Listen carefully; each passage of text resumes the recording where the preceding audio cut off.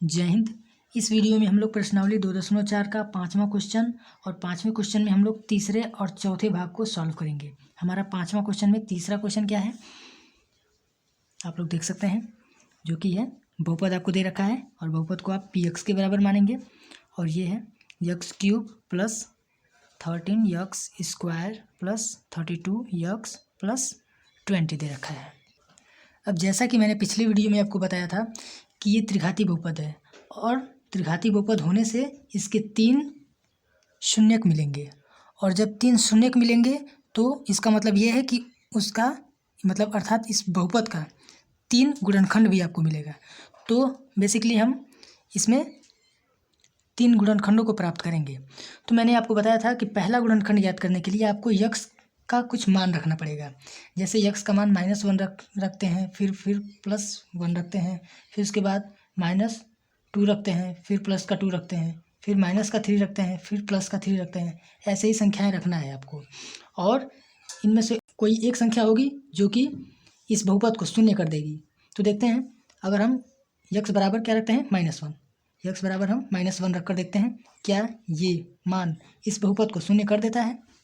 तो देखिए ये p -1 हो जाएगा इज इक्वल टू ये -1 का होल क्यूब प्लस 13 -1 का होल स्क्वायर प्लस 32 -1 प्लस 20।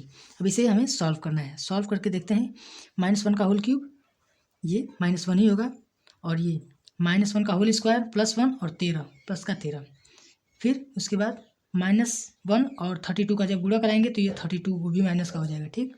फिर ये +20। अब इसे हमें सॉल्व करना है। तो देखिए ये हमारा p-1 जो कि हमारा शेषफल प्राप्त होगा और देखिए -32 और -1 ये -33 हो जाएगा और प्लस का 13 और 20 ये प्लस का 33 हो जाएगा जोड़ेंगे तो देखिए यहाँ पर -33 है, यहाँ पर +33 है, ये घटकर क्या हो जाएगा हमारा शून्य होगा, शून्य प्राप्त होगा। तो यहाँ पर आपका क्या हुआ कि इस बहुपद का मान शून्य प्राप्त हो गया। और शून्य कैसे प्राप्त हुआ, हमने यक्स का मान -1 रखा। तो इस स्थिति में आप क्या कह सकते हैं कि जो -1 है वो इस बहुपद का शून्यक है, अर्थात एक px का शून्यक है।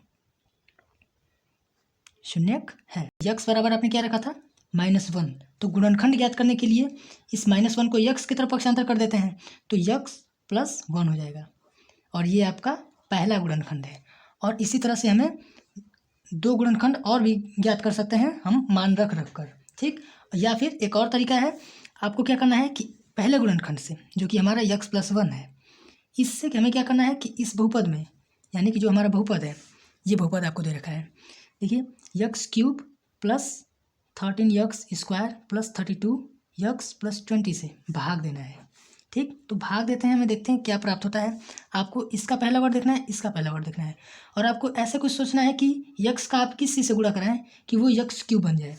तो x² से अगर आप गुणा कराएंगे तो ये x³ हो जाएगा, ठीक। तो x² का x में गुणा कराएंगे तो ये x³ हो गया। फिर आपको x² का 1 में भी गुणा कराना पड़ेगा, तो देखिए ये प्लस x² हो जाएगा।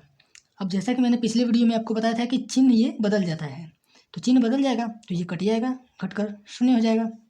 फिर देखिए यहाँ पर ये 13x² है, प्लस में ये माइनस में x² है, घट कर क्या हो जाएगा 12x² हो जाएगा और प्लस में होगा ये, ठीक। अब हमें क्या करना है कि इन संख्याओं को उतार लेना है। 32x प्लस 20 उतार लिए। अब फिर वही क्रिया करनी है, इस संख्या को देखना है आपको और इस संख्या को, और ये सोचना है कि यक्स से आप किस चीज़ से गुणा कराएं कि वो 12x² बन जाए। तो देखिए अगर इसमें आप +12x से गुणा करा देंगे तो ये 12x² बन जाएगा। तो हम गुणा करा कर देखते हैं, 12x से अर्थात 12x से x में गुणा कराएंगे तो ये 12x² हो जाएगा। अब आपको 12x से एक में भी गुणा कराना पड़ेगा क्योंकि ये साथ में है, तो ये हम गुणा करा लेते हैं, ये 12x हो जाएगा, ओके। फिर देखिए यहाँ पर चिन्ह बदल जाएगा, चिन्ह हम बदल लेते हैं तो ये कट जाएगा, शून्य हो जाएगा। और यहाँ पर देखिए 32x जो कि प्लस में दे रखा है, यहाँ पर 12x जो कि माइनस में है तो घट जाएगा। तो घटाएंगे तो हमें क्या प्राप्त होगा, घटाएंगे तो हमें 20x प्राप्त होगा, वो भी प्लस का, ठीक। और हम ये जो 20 है इसे हम वापस से उतार लेते हैं। अब देखिए फिर आपको वही क्रिया करनी है, जब तक ये शून्य ना हो जाए तब तक आपको ऐसे ही भाग देते हुए चलते चले जाना है। तो देखिए अब हम x से किस चीज़ से गुणा कराएं कि ये 20x हो जाए। तो आप लोग देखेंगे ध्यान से कि अगर आप 20 से ही गुणा करा देंगे तो ये 20x हो जाएगा। ठीक, तो 20 से गुणा कराएंगे तो 20x हो जाएगा, फिर 20 से आपको एक में भी गुणा कराना पड़ेगा, तो यहाँ पर 20 हो जाएगा। अब यहाँ पर माइनस चिन्ह बदल जाते हैं, तो हमने चिन्ह बदल दिया। अब ये घट कर क्या हो जाएगा, आपका 0 हो जाएगा। तो 0 हो गया।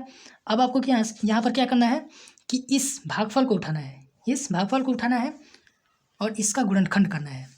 भागफल हमारा क्या है, x² + 12x + 20।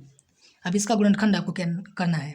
तो देखिए हमने कहा था कि x के आगे अगर कुछ भी नहीं है तो 1 मान सकते हैं आप, फिर 20 का 1 में गुणा होता है तो कितना होगा, 20 से कम 20 होगा।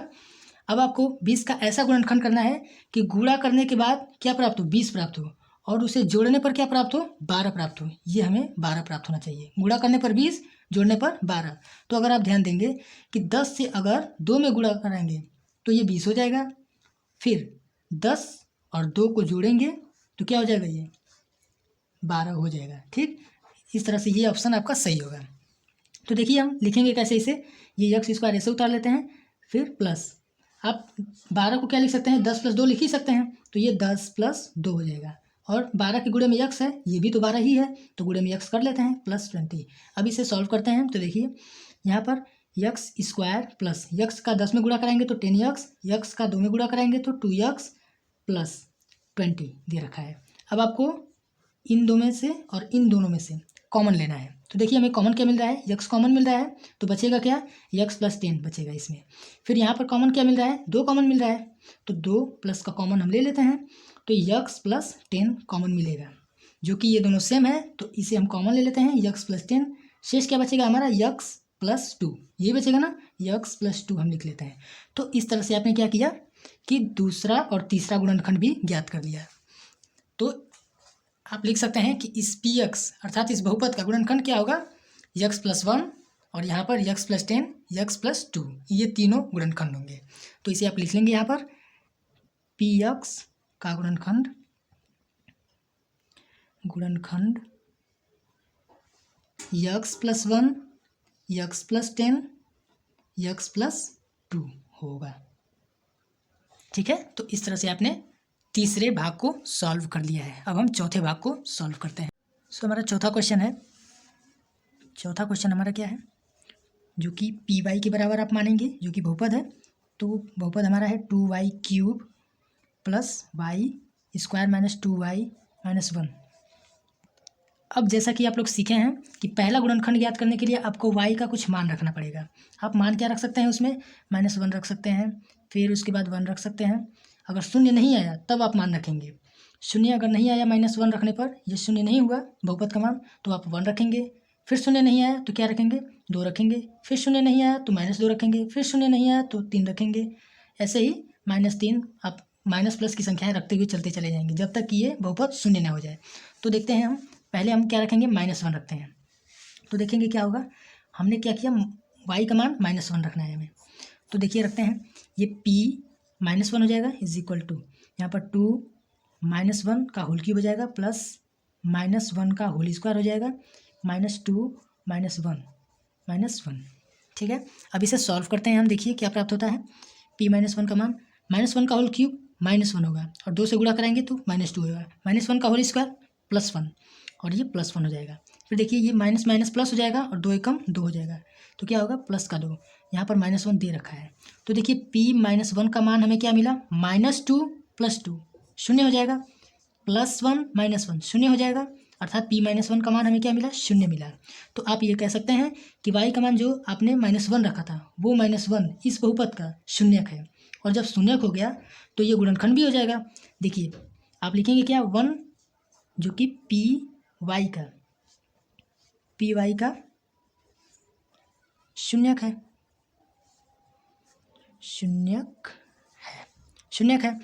तो आपने क्या रखा था, y बराबर -1, तो गुणनखंड आप ज्ञात कर सकते हैं। -1 को आप y की तरफ पक्षांतर कर दीजिए तो ये y + 1 हो जाएगा, जो कि आपका पहला गुणनखंड मिल चुका है। अब बाकी के 2 गुणनखंड आप कैसे ज्ञात कर सकते हैं, y + 1 से इस बहुपद में भाग दीजिए। देखिए 2y³ हो जाएगा प्लस y² - 2y - 1। अब इसमें हम भाग देते हैं, तो देखिए y और 2y³ देखना है हमें। y से आप किस चीज़ से गुणा करें कि वो 2y³ हो जाए, तो 2y² से अगर आप गुणा करेंगे तो ये 2y³ बन जाएगा। तो देखिए ये 2y³ हो जाएगा। अब आपको 2y² से एक में भी गुणा कराना पड़ेगा, तो गुणा कराते हैं तो क्या मिलता है हमें, यहाँ पर प्लस का 2y² मिलेगा। अब देखिए इसे हल करने के लिए क्या करते हैं हम, जो चिन्ह होता है वो बदल जाता है, तो ये घटकर शून्य हो जाएगा और यहाँ पर क्या होगा, -2y² है और यहाँ पर y² है, तो -2y² में से एक y² घट जाएगा तो -y² बचेगा, ठीक। और ये बाकी की संख्याएं आप ऐसे ही उतार लेंगे। अब आपको फिर वही क्रिया करनी है, y से आप किससे गुणा कराएं कि ये -y² हो जाए, तो अगर -y से ही गुणा करा दें तो ये -y² हो जाएगा। फिर आपको y से एक में भी गुणा कराना पड़ेगा, तो ये क्या हो जाएगा, -y हो जाएगा जब आप एक में गुणा कराएंगे। तो देखिए चिन्ह बदल जाते हैं इसे हल करने पर, तो देखिए ये घटकर शून्य हो जाएगा माइनस प्लस, और यहाँ पर क्या होगा, ये प्लस और ये माइनस, क्या हो जाएगा 2y में से अगर एक y घटेगा तो माइनस का y बचेगा, और ये माइनस का 1 ऐसे ही उतार लेंगे आप। तो देखिए आप अब आपको क्या करना है कि y का किस चीज़ से गुणा कराएं कि ये -y बन जाए, तो अगर आप y का -1 से ही गुणा करा देंगे तो ये -y हो जाएगा। फिर आपको 1 से +1 में भी गुणा कराना पड़ेगा, तो ये -1 हो जाएगा। अब चिन्ह बदल जाते हैं, आप जानते हैं, तो इसे सॉल्व करेंगे तो ये पूरा का पूरा घटकर शून्य हो जाएगा, ठीक। तो अब हमें क्या करना है कि हमें इस भागफल को उठाना है, इस भागफल को लेना है और इसका गुणनखंड करना है। तो हम भागफल लेते हैं जो कि है 2y² - y - 1। अब हमें इसका गुणनखंड करना है, तो यहाँ पर आप जानते हैं कि 1 का 2 में गुणा होता है, क्या प्राप्त हुआ हमें 2। अब 2 का ऐसा गुणनखंड करना है कि गुणा करने पर आपका 2 प्राप्त हो और उसे घटाने पर 1 प्राप्त हो, क्योंकि y के आगे अगर कुछ भी नहीं है तो 1 है और यही 1 आपको प्राप्त करना है। तो अगर आप ध्यान देंगे कि 2 का अगर आप 1 में गुणा कराएंगे तो 2 प्राप्त हो जाएगा, और 2 में से 1 घटाएंगे तो क्या मिलेगा आपको, 1 मिल जाएगा, ठीक है। तो ये ऑप्शन सही होगा आपका। तो अब देखिए अब इसे आप लिखेंगे कैसे, 2y² आप ऐसे ही रहने दीजिए, और -1 को आप क्या लिख सकते हैं, माइनस को आप यहीं पर रहने दीजिए, 1 यहाँ पर है ही, आप जानते हैं, जो कि लिखते नहीं हैं हम, होता है यहाँ पर, ठीक। तो देखिए यहाँ पर 1 को हम लिख क्या सकते हैं, 2 - 1 लिख सकते हैं, जब 2 में से 1 घटेगा तो 1 बन जाएगा हमारा, तो यहाँ पर 2 - 1 हम लिख लिए, जो कि 1 के गुणे में y है तो ये भी तो 1 ही है, इसके गुणे में y लिख लेते हैं, फिर -1 ऐसे ही हम लिख लेते हैं। फिर देखिए 2y² है माइनस y का गुणा करा दीजिए तो 2y हो जाएगा, फिर y का इसमें गुणा कराएंगे तो -y होगा, ओके। फिर -1 हम उतार लेते हैं, 2y² ऐसे ही लिख लेते हैं। फिर देखिए माइनस का आप गुणा करा लीजिए तो ये -2y हो जाएगा, ये प्लस हो जाएगा क्योंकि माइनस माइनस प्लस हो जाएगा और y, ठीक। फिर -1। अब हमें क्या करना है, इन दोनों में कॉमन लेना है। कॉमन क्या लेना है, देखिए हम कॉमन 2y ले सकते हैं क्योंकि दोनों में 2y है, तो 2y जब कॉमन लेंगे इसमें तो शेष क्या बचेगा हमारा, केवल y बचेगा। यहाँ पर 2y तो हम बाहर निकाल चुके हैं, केवल y बचेगा। फिर यहाँ पर -1 बचेगा क्योंकि 2y हम बाहर निकाल चुके हैं। फिर यहाँ पर देखिए आपको कुछ ऐसा कॉमन लेना है कि जो शेष बचे वो यही बचना चाहिए, y - 1 ही बचना चाहिए। तो देखिए अगर आप +1 का कॉमन ले रहे हैं तो जो शेष बचेगा वो y - 1 ही बचेगा। तो आपको लिखना क्या है, इन दोनों को कॉमन ले लेना है, तो y - 1 हमने क्या किया, कॉमन ले लिया।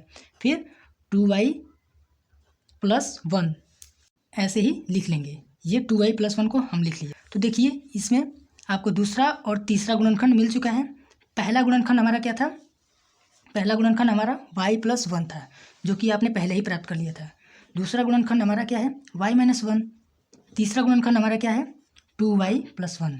आपने इस बहुपद का, जो कि ये बहुपद आप देख सकते हैं, इस बहुपद के 3 गुणनखंड प्राप्त कर चुके हैं, जो कि हमारा ये है y + 1, y - 1, 2y + 1, ठीक। ये आपका गुणनखंड हो जाएगा, ओके। सो मिलते हैं नेक्स्ट वीडियो में फ्रेंड्स, तब तक के लिए जय हिंद।